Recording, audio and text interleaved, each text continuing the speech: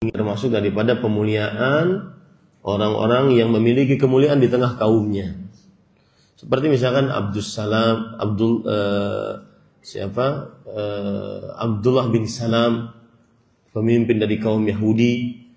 Kemudian Sa'ad bin Mu'adz, pemimpin dari kaumnya.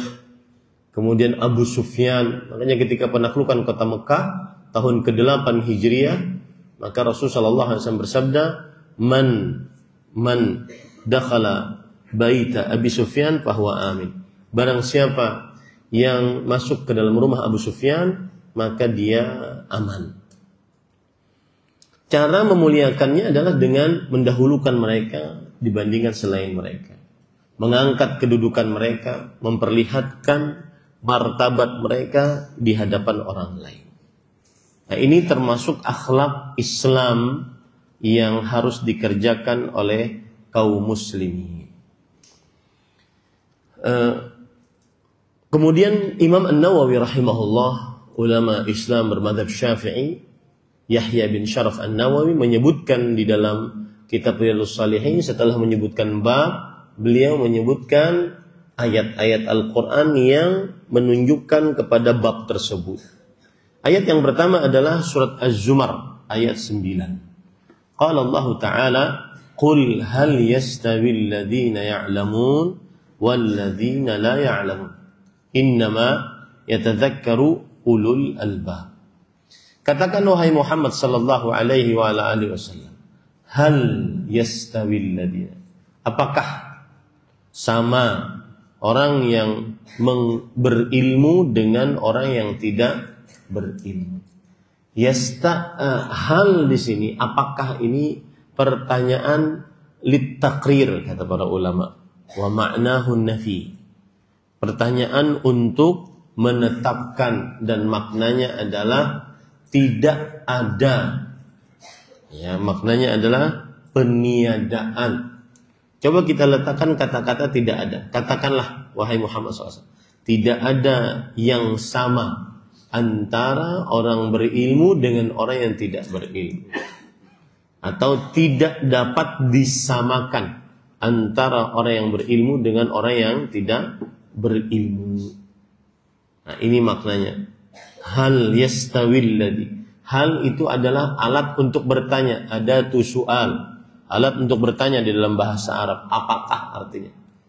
Maka ini pertanyaan bukan untuk dijawab, tetapi untuk penekanan bahwa tidak akan pernah sama dari sisi manapun orang yang berilmu dengan orang yang tidak berilmu. Baik. Apa makna ayat ini? Di dalam ayat ini Allah memberitahukan bahwa tidak sama orang yang berilmu, yang mengamalkan ilmunya, dengan orang yang tidak berilmu, dan juga apalagi yang tidak mengamalkan ilmunya. Ini perbedaan yang sangat jauh antara orang yang berilmu yang ibadah orang yang berilmu di atas ibadahnya di atas ilmu, dengan orang yang beribadah tanpa ilmu tidak akan pernah sama. Kekhusyuannya, diterimanya oleh Allah atau tidak akan pernah sama. Ya. Ini menunjukkan para ikhwan yang dirahmati oleh Allah, ketinggian derajat orang yang berilmu. Dan ingat, ketinggian derajat orang yang berilmu didapat bukan hanya karena ilmunya, tetapi juga karena amalnya. Dan ini nasihat untuk diri pribadi sebelum Bapak Ibu saudara-saudari sekalian, terutama yang sudah lama mengenal dakwah tauhid, ya. Rasul sallallahu alaihi wasallam pernah bersabda dalam hadis sahih riwayat Bukhari dari Muawiyah bin Abi Sufyan, "Man yuridillahu bihi khairan yufaqqihhu fid din." Siapa saja yang diinginkan oleh Allah kebaikan, dan itu yang termuliakan. Imam Ibnu Qayyim Al-Jauziyah rahimahullah pernah berkata, "Hadza in urida fil fiqhi, in urida bil fiqhi al-mustalzimu lil amal, Amma mujarradu al-ilm falaysa lillahi. Pertama adalah surat Az-Zumar ayat 9 tentang wajibnya menghormati para ulama. Dalilnya surat Az-Zumar ayat 9. Sisi pendalilannya di mana? Sisi pendalilannya adalah Allah memberitahukan pada ayat ini bahwa para ulama yang mengamalkan ilmunya tidak dapat disamakan dengan orang yang tidak berilmu dan orang yang tidak mengamalkan ilmunya. Ya, tidak dapat disamakan. Para ulama yang mengamalkan ilmunya tinggi derajatnya. Tidak disamakan dengan orang yang tidak berilmu dan akhirnya tidak beramal. Itulah sisi pendalilannya mengapa kita wajib menghormati para ulama rahimahumullah ta'ala. Terutama di zaman sekarang, Bapak Ibu saudara-saudari. Dan ini sudah disinggung oleh Fadilat Syekh Abdul Razak bin Abdul Muhsin, guru besar akidah di Masjid Nabawi dan di IU Islamic University of Madinah. Beliau mengatakan, "Ma ra'aitu, aku tidak pernah melihat min ihanatil alim ghaira hadzal zaman fi ma alimtu." Aku tidak pernah melihat ada orang-orang berilmu yang direndahkan kedudukannya lebih rendah daripada zaman ini. Sepengetahuan saya, kata beliau, sepengetahuan saya, aku tidak pernah melihat ada seorang alim yang direndahkan kedudukannya seperti zaman sekarang ini. Salah satu penyebabnya adalah kemajuan teknologi. Dulu seseorang susah untuk mendapatkan ilmu agama.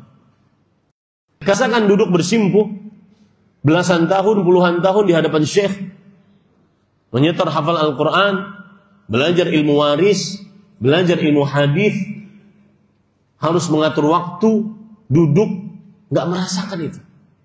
Generasi Alpha atau generasi Z nggak merasakan. Makanya antum lihat komentar-komentar di media sosial. Apabila ada pertanyaan ditanyakan kepada seorang ustadz, terutama ustadznya yang mengusung dakwah sunnah, dakwah salaf, kemudian dijawab oleh ustadz tersebut, pasti ada saja yang merendahkan. Minimal Wahabi, minimal, ya. Pasti saja ada yang merendahkan. Bukan hanya sekedar menghina, tetapi mencela ilmu yang disampaikan. Artinya bahkan kadang-kadang komentarnya sudah dia tidak faham, kemudian berkomentar, kemudian merendahkan dalam komentarnya. Jadi 3 kebodohan yang dilakukan. Ini jahilun murakkab. Ini bodoh kuadrat pangkat 9. Ya. Hati-hati para ikhwan yang dirahmati oleh Allah Subhanahu wa taala. Saya beri contoh misalkan ya, dalam perkara yang berkaitan dengan haramnya riba misalnya. Maka seharusnya ketika disebutkan hukum haramnya riba, terima saja.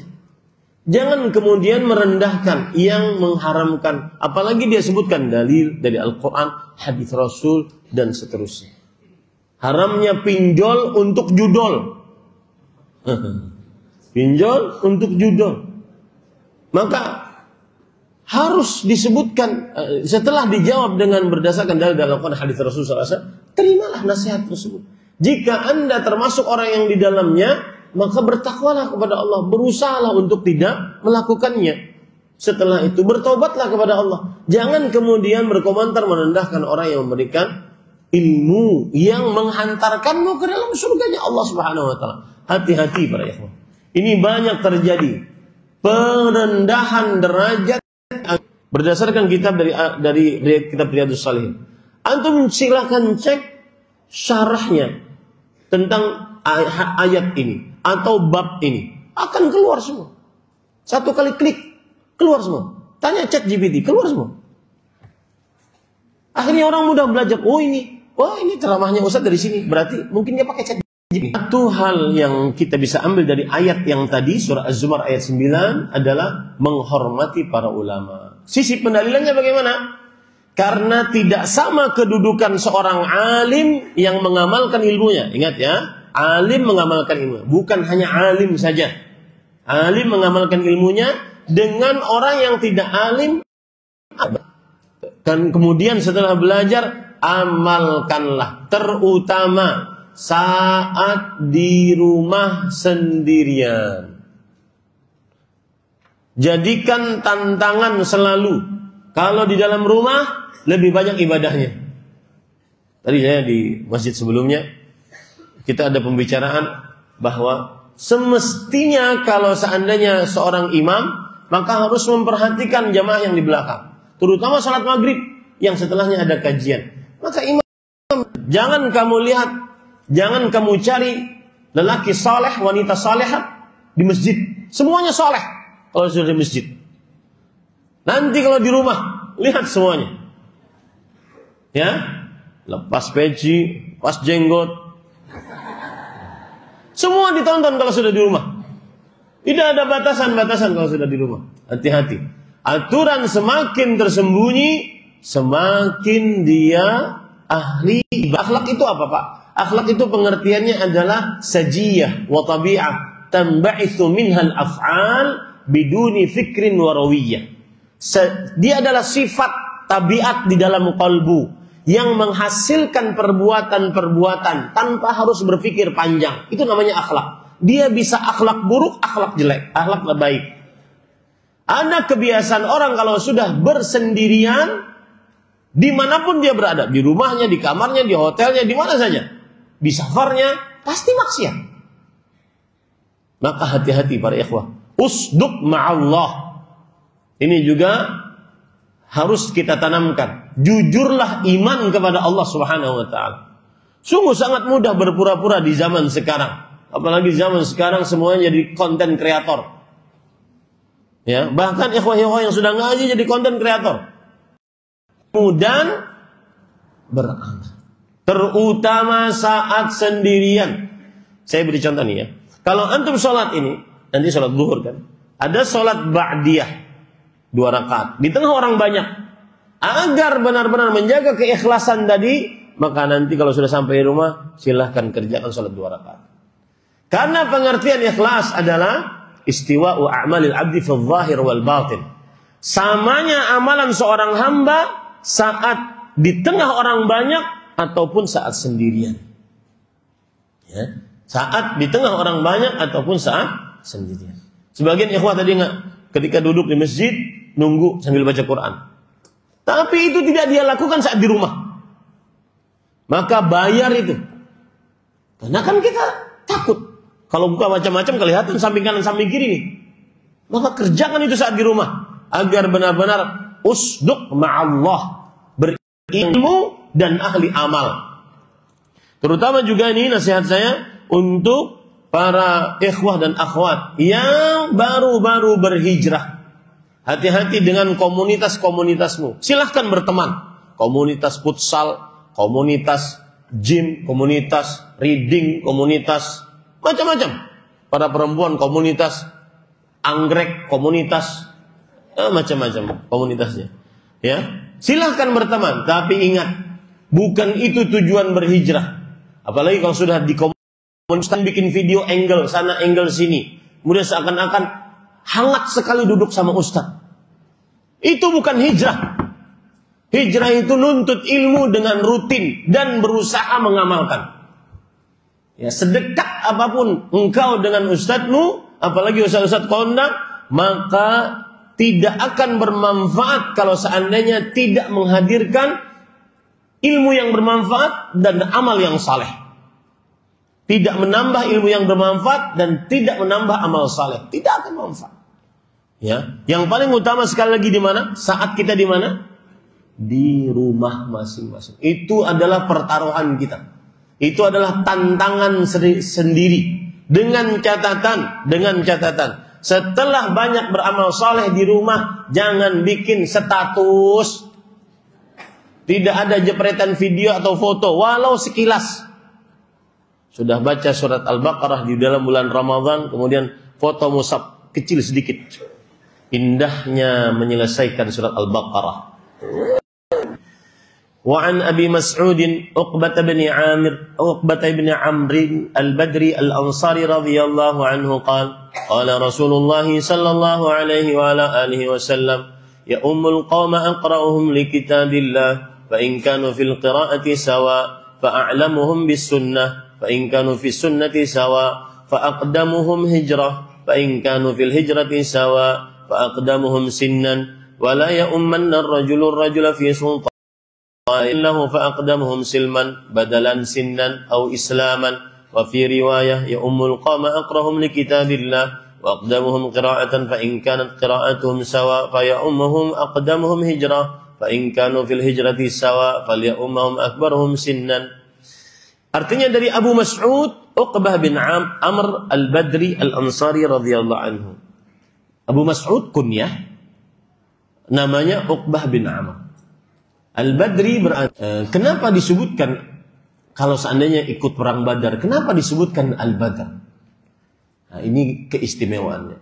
Karena sahabat Nabi yang sudah masuk Islam, kemudian mereka ikut perang Badar, tidak sama dengan sahabat Nabi yang sudah masuk Islam yang tidak ikut perang Badar.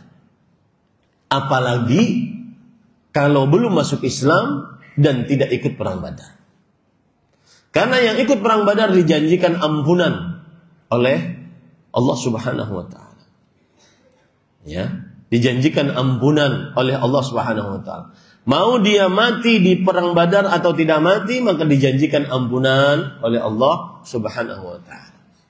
Itu yang dimaksud dengan Al-Badri. Al-Ansari berarti dari kaum Ansar, yaitu penduduk asli kota Madinah. Yang mana penduduk asli kota Madinah itu sebenarnya dari dua suku besar yang dulunya adalah penduduk Yaman. Dua suku besar tersebut yaitu kaum Aus dan Khazraj. Karena ada peperangan di sana, kemudian mereka berhijrah ke kota Madinah. Kaum Aus dan Khazraj. Al-Ansari radhiyallahu anhu, Rasulullah sallallahu alaihi wasallam bersabda, hendaknya menjadi imam suatu kaum yang paling aqra' li kitabillah. Para ikhwan yang dirahmati oleh Allah, paling aqra', saya sengaja tidak terjemahkan. Apa yang dimaksud dengan paling aqra'? Ada beberapa tafsiran disebutkan oleh para ulama rahimahumullahu taala. Salah satu tafsirannya adalah paling aqra', yaitu paling banyak hafalan Al-Qur'annya. Paling banyak hafalan Al-Qur'annya. Nah, di zaman sekarang yang paling banyak hafalan Al-Qur'annya beda dengan zaman dahulu yang paling banyak hafalan Al-Qur'annya. Kalau dulu yang paling banyak hafalan Al-Qur'annya, dia juga yang paling alim tentang tafsirnya. Karena gaya pembelajaran dulu beda dengan sekarang. Sekarang Pak, anak SD, SMP, SMA, dia ditarget hafal 30 juz misalkan di sebuah lembaga pendidikan. Ya, di pesantren saya misalkan SMP, SMA yang berkemampuan 30 juz, yang tidak berkemampuan 15 juz. Cuma sekedar hafal, setor hafalan dan juga itqan, lancar. Jadi kalau diuji bisa. Bukan hanya setor. Kalau diuji bisa. Ini juga perhatian kepada wali santri, ya. Kadang-kadang para wali santri harus paham betul detil-detilnya lembaga pendidikan. Salah satunya adalah menghafal Al-Quran. Misalkan target sebuah lembaga pendidikan menghafal Al-Quran 30 juz selama 6 tahun SMP, SMA. Tanyakan, apa maksud menghafal? Apakah hanya sekedar setor hafalan tetapi tidak membawa hafalan?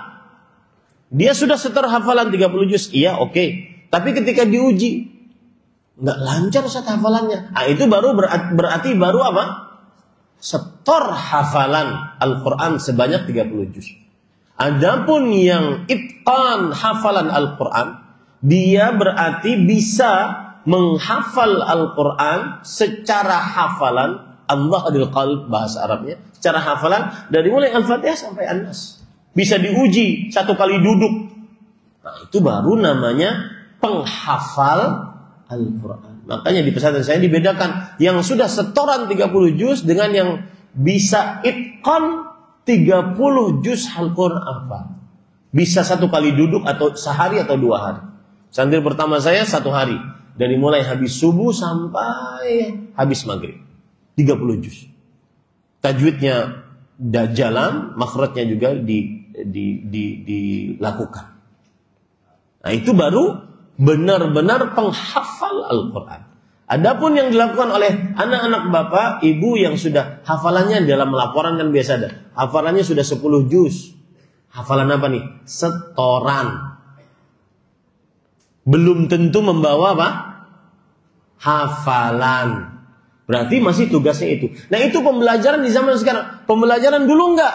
Pembelajaran dulu adalah 10 ayat dibacakan, ditalkinkan, lalu dipahamkan, lalu dihafalkan. Setelah hafal, paham, baru pindah 10 ayat selanjutnya. Baru pindah 10 ayat selanjutnya. Nah, itu dulu.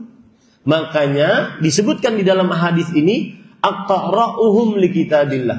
Hendaknya yang menjadi imam suatu kaum adalah yang aqra'uhum likitabillah. Yang paling aqra', paling banyak hafalan Al-Qur'annya dalam bentuk yang dulu, yaitu hafal Qur'annya dan paham maknanya. Sedikit keluar dari tema kita, saya ingin menyinggung orang-orang munafik di negeri ini. Orang-orang munafik di negeri ini yang mengatakan bahwa menghafal Al-Quran buang-buang waktu. Menghafal Al-Quran tidak ada manfaat. Menghafal Al-Quran hanya ini penghinaan terhadap Al-Quran. Dan jawabannya sangat mudah. Bahwa menghafal Al-Quran perintah di dalam agama. Dan tidak ada mengerjakan perintah dalam agama membuang-buang waktu. Menghafal Al-Quran adalah syariat Islam. Ini berdasarkan ayat ini, Allah akan menjaga Al-Quran. Salah satu bentuk penjagaan Al-Quran adalah dengan menghafalnya. Penjagaan Al-Quran hukumnya wajib. Maka seluruh sarana yang menghantarkan kepada penjagaan Al-Quran juga wajib. Ma la yatimul wajibu illa bihi fahuwa wajib. Sesuatu yang tidak sempurna kewajiban kecuali dengannya, maka dia adalah wajib. Ini jawaban pertama. Menghafal Al-Quran, syariat Islam yang mulia. Dengannya terjadi penjagaan terhadap Al-Quran. Yang kedua, menghafal Al-Quran, semua keutamaan dari membaca Al-Quran termasuk di dalamnya menghafal Al-Quran. Semua keutamaan membaca Al-Quran, terutama ini sangat bagus sebenarnya dikupas sebelum masuk bulan Ramadan. Dan saya sering mengatakan orang yang paling sedih saat bulan Ramadan yang tidak lancar baca Quran. Yang sampai ini umurnya 30-40 tahun tapi setiap Ramadan datang, di setiap tahunnya sudah puluhan tahun dia hidup di dunia tidak pernah khatam walau satu kali pun dalam bulan Ramadan. Kenapa? Karena tidak lancar baca Quran. Dan ukuran lancar agar mudah mengimajinasikannya, ukuran lancar adalah 1 juz setengah jam. Pokoknya seperti Imam Sudais di Mekah, itu lancar banget. Ya, kalau belum seperti beliau jangan ngaku lancar. Baca inna anzalnahu, itu enggak lancar. Jangan ngaku lancar. Ya. Coba introspeksi diri kita. Puluhan tahun jadi muslim, berpuluh-puluh kali mendapati Ramadan, tidak pernah khatam Al-Quran di dalam bulan Ramadan. Sedangkan Rasul sallallahu alaihi wasallam di setiap Ramadan beliau bermudarasah dengan Jibril, mengatakan dakhala Ramadan fahuwa syahru tilawatil Quran wa it'amit ta'am. Telah masuk bulan Ramadan, maka dia adalah bulan membaca Al-Quran dan bulan memberi makan kepada orang miskin. Dan setelah ini jangan ada yang, atau tidak perlu ditanyakan, Ustadz mana yang lebih utama? Tidak khatam membaca Al-Quran dalam bulan Ramadan, tetapi baca tafsirnya. Sedangkan ada yang khatam tetapi dalam kajian ini saya harus lancar. Tahun depan Ramadan saya bisa khatam Quran. lancarkan. Dan banyak yang seperti itu. Ada dulu saya punya murid, Ustaz, ini cerita saya di Arab Saudi dulu. Saya bisa baca Quran tapi nggak lancar, Ustaz. Saya ingin hatam Quran. Bisa nggak mengajari saya? Bisa, asalkan Anda istiqomah datang ke sini setiap maghrib, kemudian kita belajar. Bulan Ramadan, para ikhwan yang dirahmati oleh Allah Subhanahu wa taala. Kembali kita ke permasalahan. Di sini Rasul sallallahu alaihi wasallam memerintahkan kita untuk mendahulukan orang yang aqra'uhum li kitabillah. Tadi sudah saya bilang, aqra'uhum di sini yang paling banyak hafalan Al-Qur'annya, dan kalau zaman dahulu yang paling banyak hafalan Al-Qur'annya, dia juga yang paling paham tafsir Al-Qur'an. Beda dengan zaman sekarang. Fa in kanu fil qira'ati sawa fa a'lamuhum bis sunnah. Kalau seandainya mereka yang hafal Al-Quran dan memahaminya sama ilmunya, maka didahulukan lagi yang paling berilmu tentang sunnah.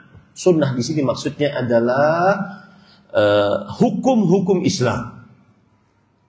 Al-ahkam asy-syar'iyyah, halal, haram, wajib, makruh, yang mubah dan seterusnya. Yang lebih paham tentang hukum-hukum Islam.